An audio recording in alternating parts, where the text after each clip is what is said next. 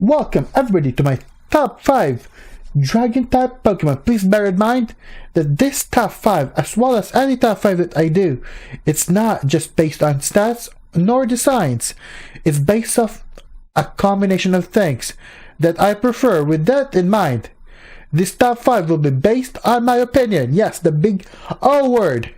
And if you don't agree, please let me know in the comment section of this video. And I won't be using starters, nor legendaries, nor mythicals, because those weren't a video of their own. So without further ado, please leave a like and subscribe, and tell me in the comment section below if you don't agree.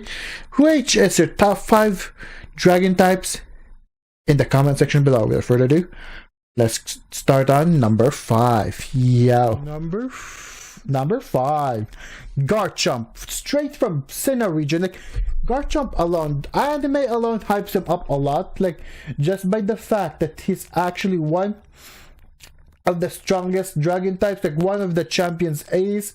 Like, I love the fact that he's Cynthia. He's given all of us some sort of trauma. I freaking love the design as well, and mostly I love the concept of him being one of, like, probably the counterpart to Sharpedo, being that he's a land shark Pokemon. Like, I just freaking love that concept for some reason, and the fact that it's one of the most overused, overrated,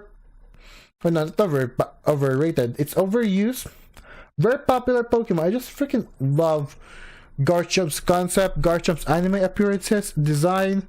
I freaking love anything about Garchomp. So number 5 would be Garchomp from the 4th generation of games. Let's proceed into number 4. Let's take a trip from Sinnoh back to the 1st generation Kanto region.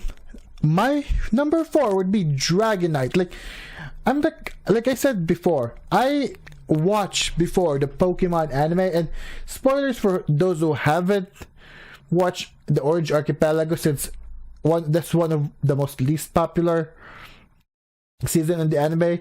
I freaking love the fact that Dragonite's appearance there is freaking monumental, because it's one of the champions, the Orange Archipelago's ace. Like, his battle against Pikachu is probably one of my favorite battles, and the fact that in the anime Bill met a giant Dragonite, alluding by the fact that there's going to be Dynamax Pokemon. So number 4, based on anime appearance alone, it's enough for me to put Dragonite into number 4.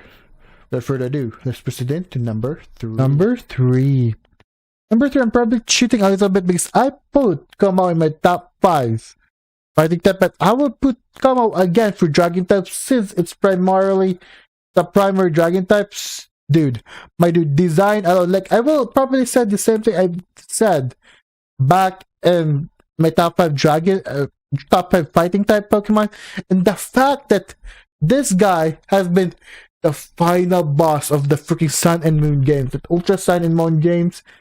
He's literally the totem Pokemon without the captain, the final challenge. Like, just how intimidating, just based on design alone, his lore, his backstory. I freaking love Kumo. The fact that he's in the oldest trial site in Alola. My goodness, dear lord, this is one, or if not the coolest Pokemon that came out in freaking Alola. Like, I freaking love the moment I reach Vast Pony Canyon. I would legit have down, despite the fact that it's a rare encounter, I would have down Jangmao just to put him in the team. He's definitely worth to put in your team. Like, even if you get him so late in the game, I freaking love this mon right there. Kumo is one of my favorite totem or dragon type Pokemon of all time. So number 3, taking on that number 3 spot in my list,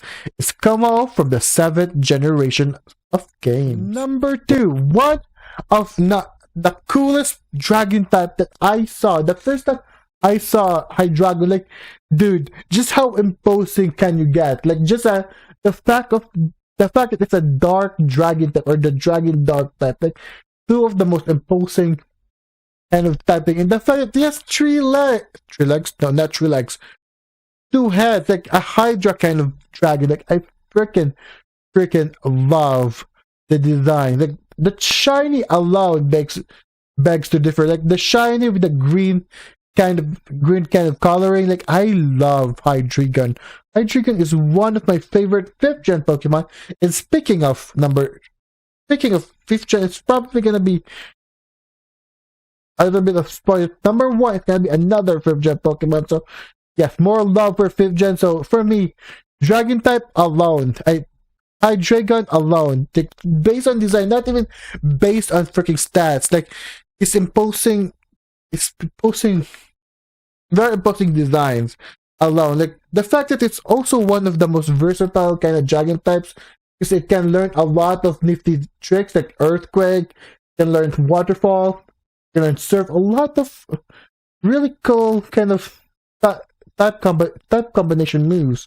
Like, dude, I freaking love Hydreigon. Hydreigon will be in here for design purposes, but the stats, just that's just right there. So without further ado, let's proceed into number one.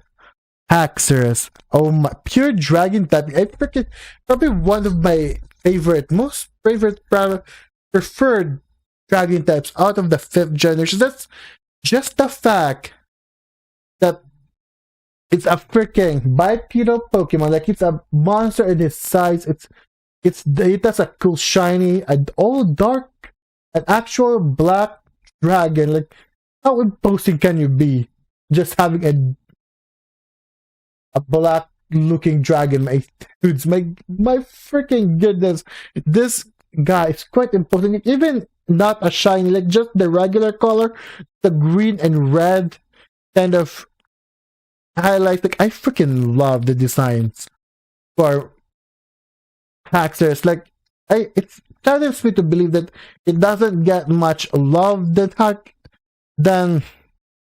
Hydreigon, but just designs. The fact that it's the ace of the champion Iris, the fact that it's the final gym leader's ace as well in the black and white games. Like this Pokemon is definitely deserves some respects right here. Like, dude, I freaking love Haxorus. What probably I prefer Haxorus more than